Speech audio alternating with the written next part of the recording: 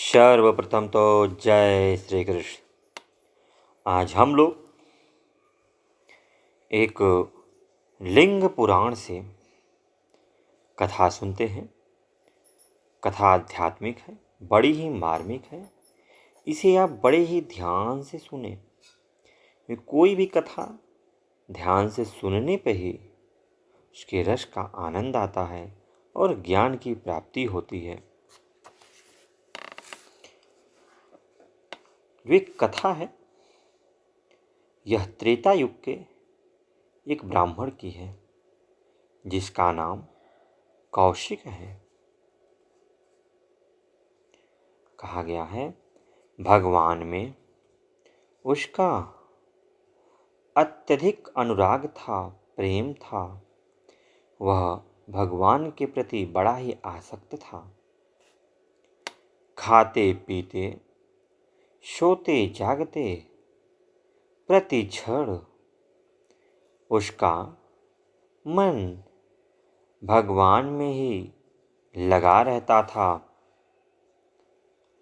उनकी साधना का मार्ग था संगीत। वे भगवान के गुणों और चरित्रों को निरंतर गाया करते थे। ये सभी गान प्रेमादर्श हृदय से उपजे होते थे। वे भिक्षा मांगकर जीवन निर्वाह कर लेते थे और शेष समय भगवान में ही लगाते थे। उनके बहुत से शिष्य हो गए थे। उनमें 7 शिष्य प्रमुख थे। प्रेमी शिष्यों का योग मिलने से कौशिक का गान और हृदयाकर्षक हो गया था। भक्त पद्माक्षण ने उनके और उनके शिष्यों के भोजन का भार अपने ऊपर ले लिया था। कौशिक के शिष्यों में एक दंपति भी थी। उसमें पति का नाम था मालव और पत्नी का मालवी। मालव भगवान को दीपकों की माला से सजाता रहता था और उसकी पत्नी मालवी मंदिर को झाड़ पोंछ कर सदा साफ सुथरी रखती थी। दोनों पति पत्नी कौशिक के गान को सुनते और आनंद में निरंतर विभोर रहते थे। कौशिक के दिव्य ज्ञान की चर्चा चारों ओर हो रही थी। कुश स्थली से आकर 50 ब्राह्मण इनकी संगीत साधना में सम्मिलित हो गए थे। राजा कलिंग ने भी यह चर्चा सुनी तो वह भी कौशिक के पास पहुंचा। वह अहंकारी था। उसने कौशिक से कहा, तुम बहुत अच्छा गाते हो, आज मेरी कीर्ति का गान करो, जिससे ए कुशस्थली के वासी उसे मनयोग से सुने। कौशिक ने विनम्रता से कहा, हाथ जोड़ते हुए, महाराज, मेरी जीभ और वाणी केवल भगवान के ही गुणों को गाती है, अन्य प्राकृतिक वस्तुओं को नहीं। अतः आप मुझे क्षमा कीजिए, मेरे पर दया कीजिए। इसी बात को उनके गायक शिष्यों ने भी दोहराया। श्रोताओं ने भी नम्रता से कहा कि हमारा भी यही नियम है। हम अपने कानों से केवल भगवान के गुणों और यश को सुने। अतः आप हमें भी क्षमा करें। यह सुनते ही राजा क्रोध से जल उठा। उसने लोहे की कील से उनकी जीभ और कानों को छेदना चाहा। राजा की यह चेष्टा जानकर सबने अपनी अपनी जीभ और कानों में स्वयं कीलें धंसा ली। राजा का क्रोध और बढ़ गया। उसने कौशिक और उनके साथियों को अपमानित कर अपने राज्य से बाहर करवा दिया। उनकी सारी संपत्ति छिनवा लिया। संत कौशिक अपने दलबल के साथ उत्तराखंड की ओर चले गए। बहुत दिनों के बाद जब कौशिक आदि की मृत्यु हुई, तब ब्राह्मण ने बड़े आदर के साथ लोकपालों के द्वारा उन्हें और उनके साथियों को अपने लोक में बुला लिया। वे आधे मुहूर्त में ब्रह्मा के सम्मुख पहुँच गए। ब्रह्मा ने उनका अत्यधिक सम्मान किया। इस लोक के निवासियों ने इतना अधिक सम्मान पाते किसी और को नहीं देखा था।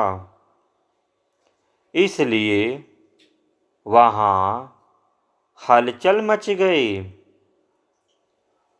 इसी बीच विष्णु के दूत वहाँ आ पहुँचे। उन्होंने सम्मान के साथ कौशिक और इनके साथियों को विष्णु लोक पहुँचाया। कौशिक के सम्मान में ब्रह्मा और वहाँ के निवासी भी उनके साथ गए। इस तरह विष्णु लोक में बहुत बड़ी भीड़ एकत्र हो गई। भगवान विष्णु ने कौशिक और उनके साथियों को स्नेह शक्ति नेत्रों से देखा। उस समय जय घोष से सारा वातावरण गूंज उठा। भगवान विष्णु ने ब्रह्मा जी को आदेश दिया कि वे कौशिक और उनके शिष्यों को मेरे समीप में ही स्थान दें। फिर भगवान ने कौशिक की और उन्मुख होकर प्रेमार्द वचनों से कहा, वत्स, तुमने अपने शिष्यों के साथ मेरे समीप ही रहो। मैं तुम्हें अपने गढ़ों का आधिपत्य भी प्रदान किया है। इसके बाद भगवान ने मालव और मालवी को कृतार्थ करते हुए कहा, तुम दोनों मेरे लोक में आनंद से रहो और सुंदर गान सुनकर प्रसन्नता प्राप्त करो। इसके बाद भगवान पक्ष से बोले, वत्स, तुम कुबेर हो जाओ।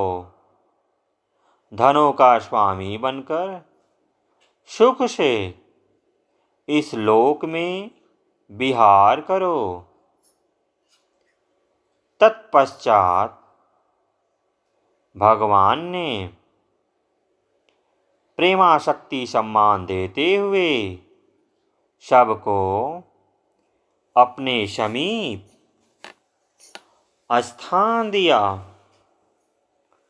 सभी को अपने हस्त कमलों से प्रेम पूर्वक स्पर्श भी किया।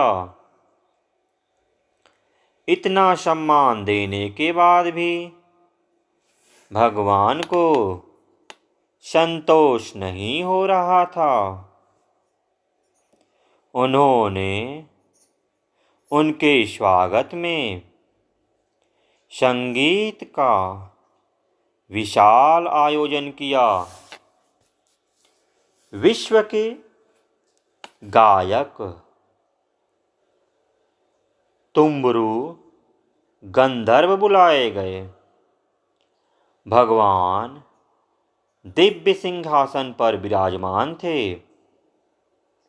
संगीत गाती हुई माता लक्ष्मी भी आ विराजी।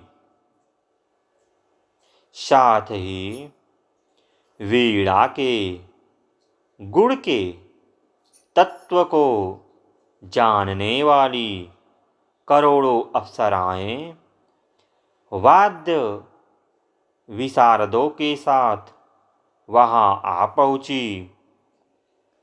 पहले से ही वह स्थल ब्रह्मलोकवासियों से पूरी तरह भरा था। इस रसिक संगीत मंडली को वहां घुस पाना कठिन हो रहा था। भगवती लक्ष्मी की आज्ञा से उनसे देवता और मुनियों को दूर ही बैठाया। देवर्षि नारद भगवान के बिल्कुल समीप में ही रहने वाले हैं, पर संगीत न जानने के कारण उन्हें भी दूर हटा दिया गया था।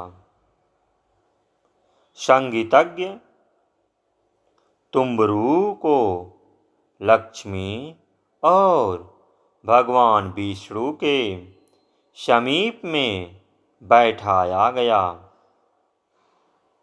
गायक राज की मजी अंगुलियां बीड़ा के तारों पर थिरकने लगी। उनके सधे कंठ की फूटती स्वर लहरियां कड़ कड़ को आहदित करने लगी।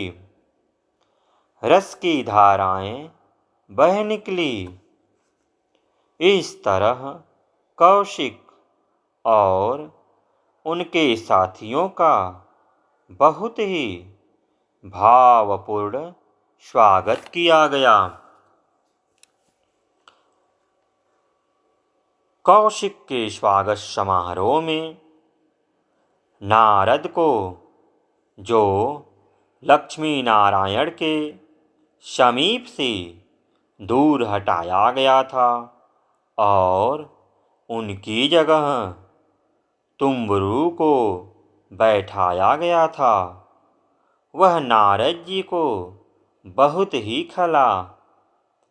वे समझ गए कि मेरा इतना बड़ा अध्ययन, इतनी बड़ी तपस्या आदि सब कुछ संगीत के सामने तुच्छ है। इस पर वे भी संगीत के ज्ञान के लिए उत्सुक हो गए और घोर तप करने लगे। हजारों वर्ष बीतने पर आकाशवाणी हुई, नारद, यदि तुम गान जानना चाहते हो तो मानसरोवर के उत्तरी शैल पर चले जाओ। वहाँ गान बंधु नामक उलुक रहते हैं। उनसे सीखकर संगीत के जानकार हो जाओ। देवर्षि नारद अविलंब मानसरोवर के उत्तर शैल पर जा पहुँचे। वहाँ देवर्षि ने देखा कि गान बंधु बीच में बैठे हैं और उनके चारों ओर से घेर कर गंधर्व, किन्नर, अप्सराएं और यक्ष बैठे हुए हैं। ये सब के सब गान बंधु से सीख कर गान विद्या में पारंगत हो चुके थे और आनंद की लहरों में डूब उतरा रहे थे। देवर्षि नारद को अपने पास आया देखकर गान बंधु ने उठकर नमस्कार किया। जब गान बंधु ने जाना कि देवर्षि नारद मुझसे संगीत सीखना चाहते हैं, तब उन्हें बहुत प्रसन्नता हुई। देवर्षि नारद ने 1000 दिव्य वर्ष तक संगीत की साधना की।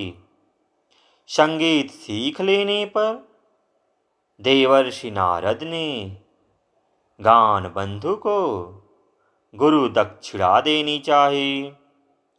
गान बंधु ने कहा, मैं चाहता हूँ कि संगीत द्वारा लंबी अवधि तक भगवान की सेवा करता रहूं। इसलिए आवश्यक है कि मेरी आयु लंबी और स्वास्थ्य सुदृढ़ हो। देवर्षि ने उनकी आयु 1 कल्प की कर दी और स्वास्थ्य भी सुदृढ़ कर दिया। साथ ही यह भी वरदान दिया कि अगले कल्प में आप गरुड़ होंगे। देवर्षि नारद संगीत सीखकर भगवान के पास पहुँचे। भगवान ने उनका गान सुनकर कहा, अभी तुम तुम्बरु के समक्ष नहीं हुए हो। जब मेरा कृष्णावतार होगा तो मैं तुम्हें सर्वोच्च ज्ञान से संपन्न कर दूंगा। देवर्षि नारद वीणा पर भगवान का गुणानुवाद गाते हुए तीनों लोकों में विचरने लगे। उनके आनंद की सीमा नहीं रही। कृष्णावतार होने पर ये भगवान के पास पहुँचे। भगवान ने उन्हें संगीत सीखने के लिए पहले जामवंती के पास भेज दिया। रानी जामवंती ने 1 वर्ष तक देवर्षि को संगीत की शिक्षा दी। दूसरी बार भगवान ने देवर्षि को सत्यभामा के पास भेज दिया। 1 वर्ष बीतने के बाद देवर्षि को महारानी रुक्मणी के अनुशासन में रखा गया। महारानी रुक्मणी ने उन्हें 3 वर्षों तक शिक्षा दिया। तत्पश्चात भगवान ने स्वयं देवर्षि नारद को संगीत सिखलाया। इसके बाद भगवान ने देवर्षि से कहा, अब आप तुम्बरु से आगे बढ़ गए हैं। इस तरह बहुत दिनों के बाद देवर्षि नारद की संगीत साधना पूरी हुई। तो हम लोग लिंग पुराण से यह कथा जाने कि जो नारद जी हैं ये अपनी संगीत कला के द्वारा भगवान को कैसे प्रसन्न किए और अपने संगीत को कैसे सीखें। संगीत के माध्यम से भी हम ईश्वर को प्रसन्न कर सकते हैं। तो संगीत साधना की महिमा अपरंपार है। यहाँ तक कि आज वैज्ञानिक युग चल रहा है, इसमें भी कहा गया है संगीत के माध्यम से कई प्रकार की बीमारियों को भी दूर किया जा सकता है। तो संगीत की महिमा परंपार है। जय श्री कृष्ण, जय श्री कृष्ण।